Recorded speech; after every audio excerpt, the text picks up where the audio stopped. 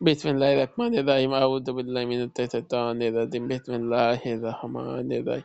Allahumma salli ala Muhammad ala ali Muhammad kama sallaita ala Ibrahim ala ali Ibrahim innaka Hamidun Majid. Allahumma kama barik ala Muhammad ala ali Muhammad kama barakta ala Ibrahim ala ali Ibrahim innaka Hamidun Majid. এক নজরে কোরআন সূরা নাহল নাজিলের ধারাবাহিকতা তথা কোন সূরার পর নাজিল হয়েছে তা বিবেচনা এটি ৭৪তম সূরা। এর আগে সূরা কাহাফ পরে সূরা নূহ নাজিল হয়েছে। বর্তমানে কুরআন মাজিদের বিন্যাস অনুযায়ী এটি ১৬ নং সূরা। এর আগে সূরা হিজর, পরে সূরা বনী ইসরাঈল। হিজরতের কমাস আগে নাজিল হয়েছে। আয়াত ১২৮।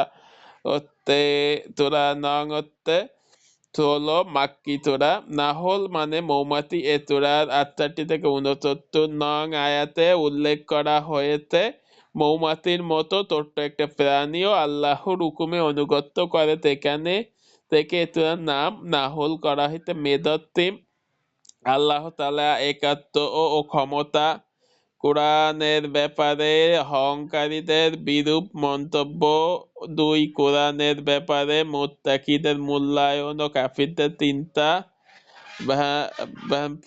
তিনটা ভ্যাট।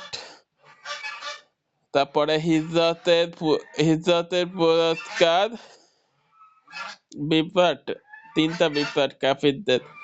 আর হিজরতের পুরস্কার ও আল্লাহর সঙ্গে বান্দার সম্পর্ক। তাকহ নীতি অবলম্বন করার আদেশ দিয়ে সূরাটি শুরু হয়। সেইটাতে জোর দেওয়া হয় আল্লাহর একত্ববাদের উপর। আমি তারা কোনো ইলাহ নেই, মানে আল্লাহ তাআলা কোনো ইলাহ নেই। সুতরাং তোমরা আর আল্লাহর অবাধ্যতা থেকে দূরে থাকো।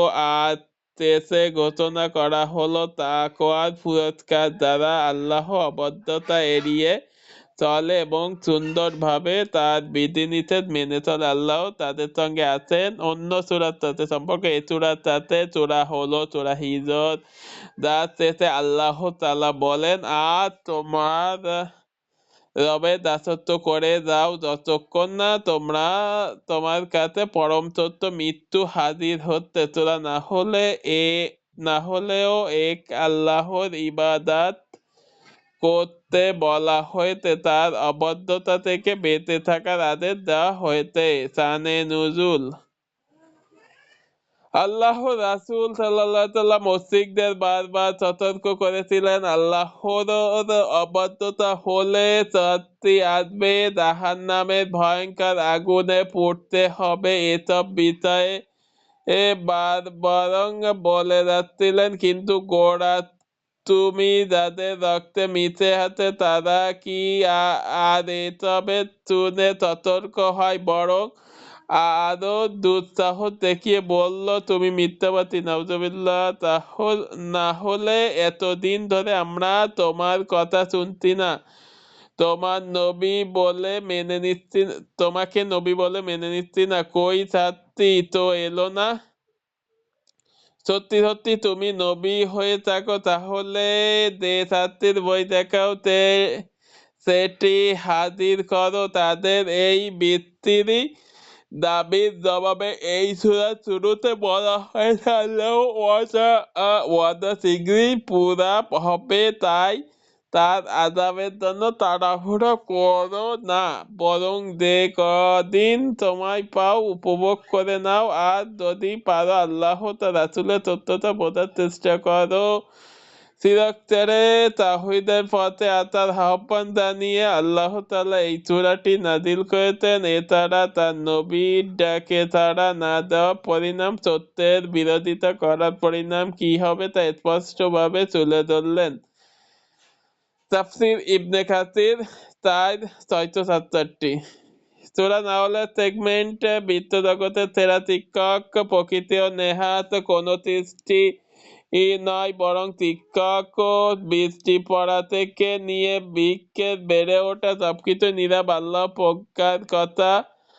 জানান দেয় আল্লাহকে ভুলে যাওয়ার পরিণাম জগতের এত এত নির্যাতন দেখবার পরও যদি কেউ রবকে চিনতে না পারে তারা আর কি বা পাওনা থাকে তার উদ্দেশ্যপূর্ণ জীবন রবের নিপুণ দৃষ্টি তার পাঠানো হই আর অতীত ইতিহাস এই তিনটি আমাদের থেকে মানুষের জীবনটা অর্থহীন নয় অবশ্যই একটি উদ্দেশ্য দিয়েই পাঠানো হয়েছে মানুষকে ফজিলত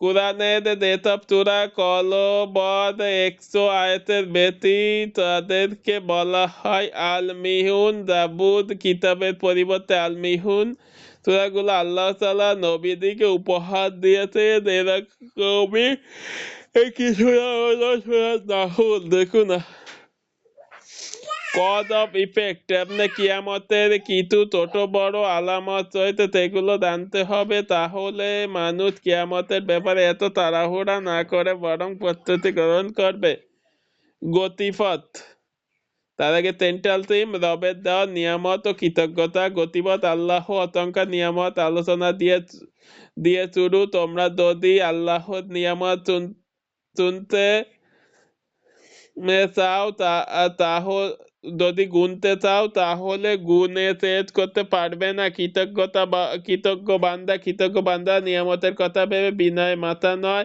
আল্লাহর সামনে পুরোপুরি আত্মসমর্পণ করে অকৃতজ্ঞ বান্দা আর অকৃতজ্ঞ তারা আল্লাহর নিয়ামতকে অধিকার মনে করে মানে সবকিছু এমনি পাওনাটাই যেন স্বাভাবিক ফলে তারা উগ্র হয়ে ওঠে আল্লাহর বিরুদ্ধতা লিপ্ত হয় পরিণতি কৃতজ্ঞতা পুরস্কার হিদায়েত ও নিয়ামত দুটোই বাড়িয়ে দেওয়া হবে অকৃতজ্ঞতার পরিণতি নিয়ামতের কেড়ে নেওয়া হবে হিদায়েত থেকে আরো দূরে সরিয়ে দেওয়া হবে ওভারভিউ 1 থেকে 16 আল্লাহ একে ও মহাতত্ত্বের ঘোষণা দেওয়া হয়েছে এইটাতে তুলে ধরা হয়েছে এই ঘটনা আর তত্ত্বতা প্রমাণ তাতা থেকে 33 আল্লাহ বাদ দিয়ে যাদের উপাসনা করা হয় তাদের অক্ষমতার নমুনা তাতা থেকে 35 তুলে ধরা হয়েছে যারা রাসূল সাল্লাল্লাহু ও পরকালে অবিশ্বাস করে তাদের শাস্তি এবং নেক কারীদের পুরস্কারের কথা 36 থেকে 50 51 থেকে 73 একমাত্র আল্লাহর ইবাদত পাওয়ার যোগ্য এই ঘটনার পেছনে রয়েছে শক্তিশালী চুক্তি 74 থেকে 83 আল্লাহ এক তার প্রমাণ স্বরূপ কিছু উদাহরণ তাতে দেওয়া হয়েছে আরো কিছু নিয়ামত বর্ণনা 84 থেকে 97 কিয়ামতের ভয়াবহ চিত্র আর তখনকার কঠিন অবস্থা থেকে বাঁচতে হলে আল্লাহ দেওয়া চলতে হবে 98 থেকে 111 কুরআনের প্রতি যথাযথ আদব ও আলোচিত হয়েছে আর কাফিরদের ভ্রান্ত দাবি খণ্ডন করা হয়েছে 112 থেকে 113 আল্লাহ নিয়ামতের প্রতি অকৃতজ্ঞ এমন এক লোকের উদাহরণ দেওয়া হয়েছে 114 থেকে 119 কোনো কিছুর হালাল বা হারাম হিসেবে ঘোষণা দেওয়ার ক্ষমতা একমাত্র আল্লাহর কোনো মানুষকে এই অধিকার দেওয়া হয়নি 120 থেকে 128 তথ্যের দিকে মানুষকে ডাকার গুরুত্ব ও তার পদ্ধতি সম্পর্কে আলোচনা করা হয়েছে কেস স্টাডি এ চূড়ার 112 নং আয়াতে আল্লাহ একটি জনপদের উদাহরণ তুলে ধরেন এই জনপদে ছিল খুব নিরাপদ ও প্রশান্ত তাদের প্রয়োজনীয় সকল পণ্য আশপাশের এলাকাগুলো থেকে কিন্তু এটাতে একমাত্র আল্লাহর অনুগ্রহ তারা তার মানতে চাইল না তাই তাত্রী হিসেবে আল্লাহ তাদের বেতন ক্ষুধা ও আতঙ্কজনক অবস্থায় মজা ভোগ করতে দিলেন এই হলো অকৃতজ্ঞতার ফল তবে আল্লাহ তার পেছনে আরেকটি গুরুত্বপূর্ণ কারণ মানুষের কীর্তিকলাপ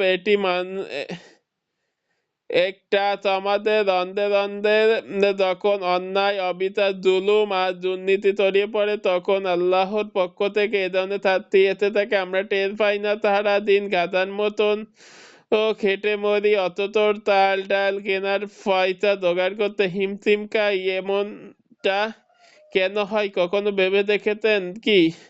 এটা তখনই হয় যখন গোটা সমাজে এভাবে অন্যায়ে লিপ্ত হয়, মানুষের জীবন থেকে বরকত উঠে যায়।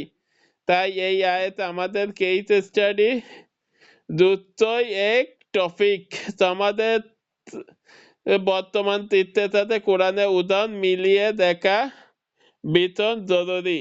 ইবনে মাজাহ ও ইবনে মাজাহ 3819, 4022, আবু দাউদ 1518। রিফ্লেকশন।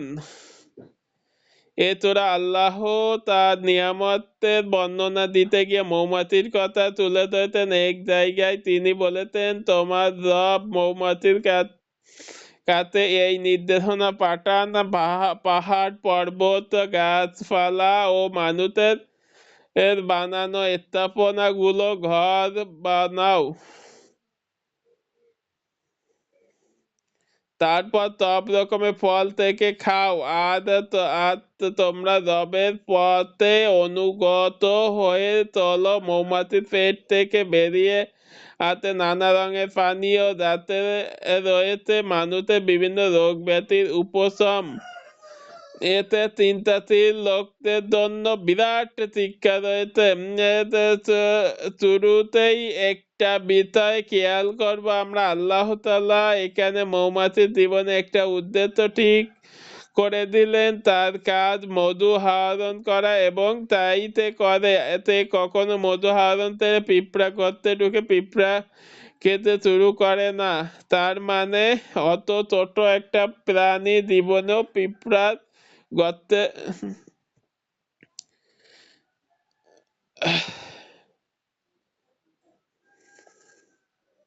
তাই করেতে কখনো মধু আহরণ থেকে পিঁপড়া গর্তে ঢুকে পিঁপড়া খেতে শুরু করে না। তার মানে অত ছোট একটা প্রাণী জীবনে হতো নির্দিষ্ট লক্ষ্য উদ্দেশ্য থাকে। তবে মানুষের জীবন কি করে উদ্দেশ্যহীন হতে পারে পরে সে বিষয়টিতে আমরা নজর দেব। তাহলে ফলের রস কুড়োতে গিয়ে মৌমাছির ভীষণ খাটাখাটনি করে। চাক বানানো থেকে শুরু করে দূর দূরান্তে ঘুরে মধু জোগাড় কি যে এক অসাধারণ কাজ। সেই অসাধ্য কাজটিতে খুব যত্নে শিল্পীর মতো করে আঞ্জাম দেয়। এখান থেকে ইঙ্গিত মেলে দিনের উপর অটল থাকতে হলে মৌমাছির মতো পরিশ্রমী হতে হবে। একবার যখন জন্মেছি তখন আর অলস বসে থাকবার সুযোগ নেই। নিজের সময়গুলোকে ব্যয় করতে হবে প্রোডাক্টিভ কাজে। এর পাশাপাশি লক্ষ্য থাকতে হবে ইমান ও আমলের উপর। কেননা শুধু নিজে খেয়ে পরে বাঁচা মানব জনমের উদ্দেশ্য কোনোভাবেই এতটা তুচ্ছ হতে পারে না। সেটা হলে মানুষ আর আতি ভেড়ার মাঝে কোনো তফাৎ থাকতো না। দেখুন সূরা আলে ইমরান 3:110 নম্বর আয়াত, সূরা আলে ইমরানের মুসলিমের শরীফের সহিহাদিস 2699, আহমদ আল মুসনাদ 7101। এই পর্যন্ত, ধন্যবাদ।